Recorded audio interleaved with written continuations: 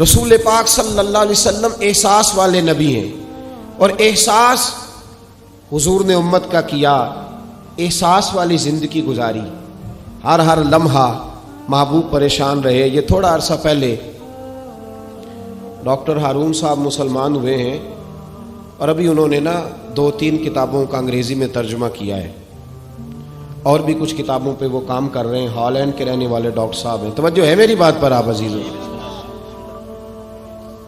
Doctor صاحب کہتے ہیں کہ میں نے یہ سنا تھا کہ مسلمان دہشت گرد ہیں، یہ بم بلاسٹ کرتے ہیں۔ تو میں جہاں لفظ اسلام آتا تھا وہاں سے میں تھوڑا بچ جاتا تھا، پیچھے ہٹ جاتا تھا، لیکن میرے مزاج کے اندر یہ بات شامل تھی کہ میرے اندر اللہ نے بڑا انسانیت کا جذبہ رکھا ہوا تھا۔ تو میں ایک تنظیم قائم کر رہا تھا، میرا خیال تھا کہ ایک ایسی جماعت بناؤں کہ جو پوری دنیا کے اندر اسلام،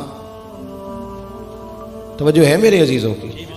کہتے میرا خیال تھا ایسی جماعت قائم کروں کہ جو پوری دنیا میں لوگوں کی خدمت کرے، اور بغیر امتیاز کے کرے، اسلام والوں کی بھی اور غیر مسلموں کی بھی۔ لیکن مجھے بڑا دھچکا رہتا تھا کہ مسلمان سخت گیر قوم ہے۔ میں نے بہت ساری جماعتوں کا منشور اور دستور منگایا، اور میں نے کہا میں اپنی جماعت کا دستور لکھوں گا تو پہلے ذرا سارا میں مطالعہ کر لوں۔ ڈاکٹروں کا ٹیبل ہوتا ہے، اس کے اوپر شیشہ لگا ہوتا ہے، نیچے وہ جو چیز ضروری ہوتی ہے وہ رکھ لیتے۔ کہتے ہیں کہ مصر کے مولانا صاحب آئے ہوئے تھے ہالینڈ کے دورے پر، اچھی انگریزی جانتے تھے، تو کسی وجہ سے علیل ہو گئے۔ میرے پاس وہ آئے، اور انہوں نے دیکھا کہ میں انسانی حقوق پر کچھ لکھ رہا ہوں، کام کر رہا ہوں، تو وہ دیکھ کر کے مجھے کہنے لگے کہ ڈاکٹر صاحب آپ کوئی تنظیم قائم کر رہے ہیں؟ میں نے کہا ہاں۔ تو کہتے انہوں نے ہلکا سا ٹچ دیا، زور نہیں دیا، اور ویسے بھی جو ہلکی بات ہوتی ہے وہ ذرا دل میں جلدی بیٹھ جاتی ہے۔ کہتے ہیں ہلکا سا ٹچ دیا، کہنے لگے اگر کبھی موقع ملے تو میرے نبی پاک کی بھی سیرت پڑھ کے دیکھیں، بس ہلکی سی بات، اور وہ جملہ چھوڑ گئے۔ اعلیٰ حضرت فاضل بریلوی علیہ رحمہ نے لکھا ہے ضروری نہیں کہ تم جو کہہ رہے ہو وہ منوا کے اٹھو، لیکن میسج ضرور چھوڑ دیا کرو۔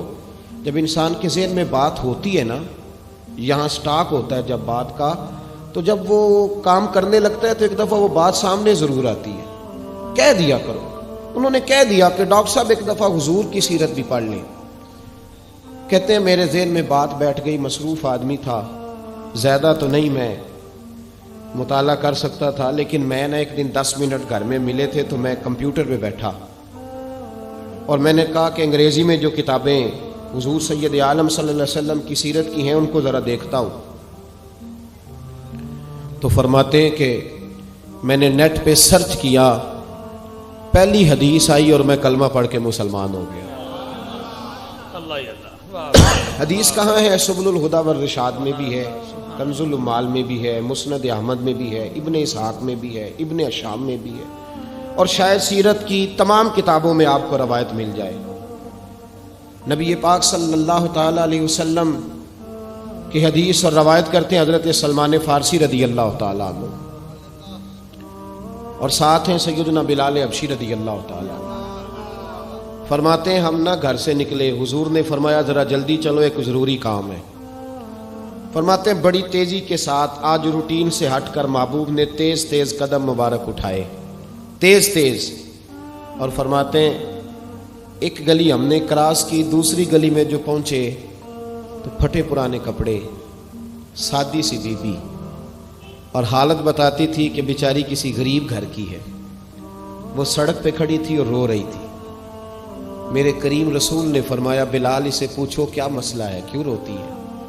تو حضرت سلمان عرض کرتے ہیں میں نے کہا حضور میں پوچھ لیتا ہوں، آپ جائیے، کام بڑا ضروری ہے جو نکلیں، میں معلومات کرتا ہوں۔ تو محبوب نے فرمایا نہیں، اس کے آنسو پوچھنے سے ضروری کوئی کام بھی نہیں، پہلے اس کی داد رسی ہوگی، اسے پہلے پوچھا جائے گا۔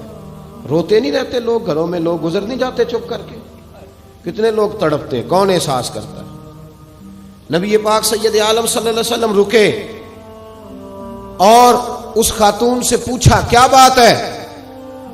اس نے کہا کہ بات کوئی بھی نہیں، میرا ایک ہی موٹا سا مسئلہ ہے۔ کہا وہ کیا؟ کہنے لگی میں غریب ہوں، اور غریبی بذات خود بہت بڑا گناہ ہوتی ہے، لوگ بڑا جرم سمجھتے ہیں اس کو، بذات خود میں نے شروع میں کہا نا کہ مذہبی سٹیج کی بھی صدارت غریب آدمی نہیں کر سکتا، کیونکہ غریب جو ہوا جہد کول دتھی ہونی انہیں نیڑے بہنا ہے نا جی، جہد کول نہیں انہیں تو پیچھے جا کے بہنا اینڈ تے کول کہڑا دتھی ہے۔ اس سٹیج پہ بھی غریب آدمی کی صدارت نہیں ممکن ہو ہی نہیں سکتا۔ میرے رسول پاک سید عالم صلی اللہ تعالی علیہ وآلہ وسلم نے فرمایا پہلے اسے پوچھو کیا مسئلہ ہے۔ تو کہنے لگی میں غریب ہوں، بوڑھی ہو گئی ہوں، ساری زندگی غلامی میں گزاری ہے، تیل لینے آئی تھی 5 دینار کا، بوتل میں تیل بھروایا ہے، اور اب بوڑھی ہوں نا تو کمر درد کرتی ہے، پیر پیچھے موڑا ہے تو میں گری ہوں، تیل زمین پی گئی ہے، اب زمین تو واپس نہیں کرتی، لیکن واپس جاؤں گی تو ایک یہودی عورت کی ملازمہ ہوں، وہ درے سے مارے گی، کھال ادھیڑ دے گی، میں بڑی پریشان ہوں، اب نہیں مار کھائی جاتی، ہڈیاں بوڑھی ہیں، قربان جاؤں۔ حضرت بلال کو حضور نے حکم دیا، فرمایا دوڑ کے گھر جا 5 دینار لا۔ فرماتے ہیں 5 دینار لائے، تیل خرید کے دیا، وہ پھر رونے لگی۔ فرمایا آپ کیوں روتی ہے؟ اس نے کہا بتایا نا غریب ہوں، غریب کا جرم کوئی نہیں ہوتا، لیکن پیس دیا جاتا ہے، پھر بھی مار تو اب بھی پڑے گی، اب کیوں پڑے گی؟ تو عرض کرنے لگی محبوبہ مار اس لیے پڑے گی کہ دیر سے کیوں آئی ہے۔ تو میرے کریم رسول، اور وہ بی بی حضور ابھی آئے ہیں مدینہ طیبہ، امام یوسف صالحی فرماتے ہیں ابھی آئے تھے حضور، سبل الہدی والرشاد کے مصنف کہتے ہیں ابھی آئے تھے نبی پاک، وہ جانتی بھی نہیں تھی۔ تو سید عالم صلی اللہ تعالی علیہ وسلم نے فرمایا اچھا مار پڑے گی؟ کہا ہاں۔ او بھائی کونسلر جو کل آپ کو کہہ رہا تھا نا میں آپ کا خادم ہوں، کونسلر بے گناہ، بلکہ ہمارے ایس ایچ او صاحب اگر چودھری پہ پرچہ آ جائے تو اس کو ٹیلی فون کر کے پوچھتے ہیں صاحب جی تہاڈے خلاف درخواست آئی ہے، ادا کی کرنا ہے؟ تو غریب آدمی بیچارہ، اس کی غلطی یہ تھی کہ وہ غریب تھا تو اس نے ریڑھی لگا لی چوک میں، اس کو دبوچ کے لے گئے، تینوں پتہ نہیں اتنے نہیں کھلوئی دا، تو اس کے پاس کل انویسٹمنٹ ہی 5000 تھی، سارا لے گئے۔ پھر وہ کونسلر صاحب کے پاس چلا گیا، سر میرے نال چلے آجے ذرا میں تھانے جانا ہے۔ انہوں نے کہا گڈی کرائی آ، پیسے ہے نہیں ایویں تھانے جائیے۔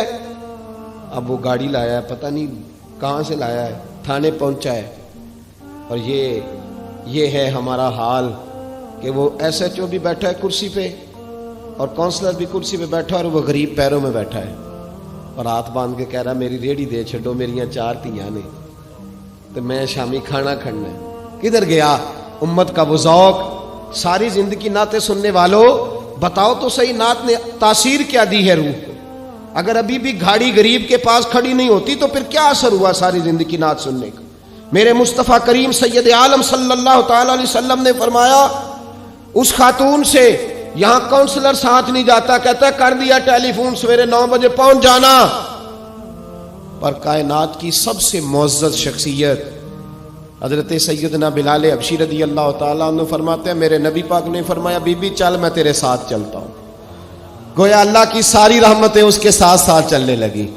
اور آگے آگے نہیں، ساری کتابیں پڑھ لو، وہ پھٹے پرانے کپڑوں والی بی بی آگے آگے اور اللہ کے کریم رسول پیچھے پیچھے، ساری گلیاں اس نے پھرائی، مدینے کی صحرا آ گیا۔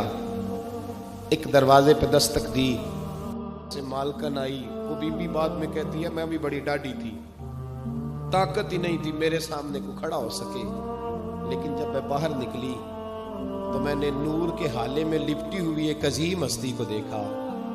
فرماتے محبوب کے گورے چٹے رنگ کے اوپر کالی زلفیں اور محبوب پاک کی مقدس آنکھیں جب تک بات کرتے رہے نظریں زمین پہ جھکی رہیں۔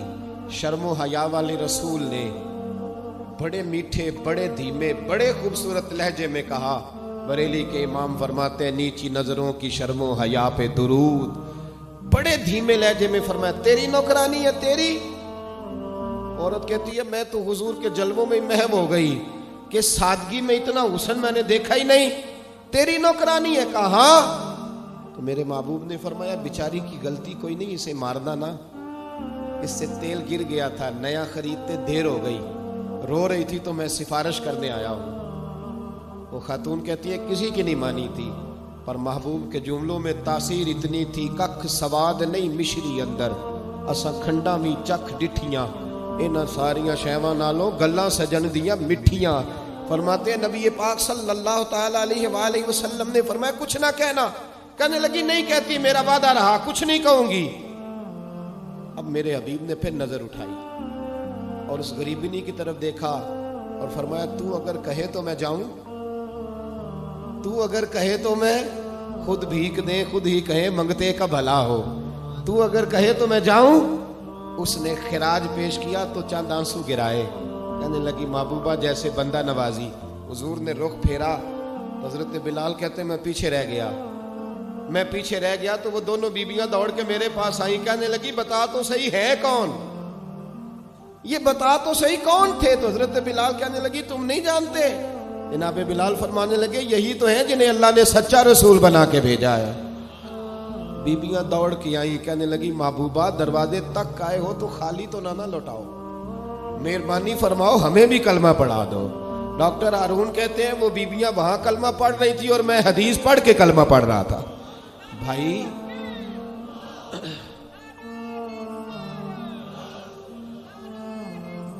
اگر دولت احساس ہے نا پھر تو زندہ ہے. جو زندہ ہوتا ہے اس میں لچک ہوتی ہے، جو مر جاتا ہے وہ اکڑ جاتا ہے. اگر زندگی ہے تو پھر احساس ہونا چاہیے. اگر تیرے اندر زندگی ہے تو پھر احساس ہے، اور اگر تیرے اندر احساس نہیں رہا نا تو پھر زندگی زندہ دلی کا نام ہے. مردہ دل کیا خاک جیا کرتے، احساس سے مروت پیدا کریں. تھوڑا سا دائیں بائیں بھی دیکھیں، تھوڑا پلٹ کر بھی دیکھیں کہ کہیں آپ کی ضرورت تو نہیں.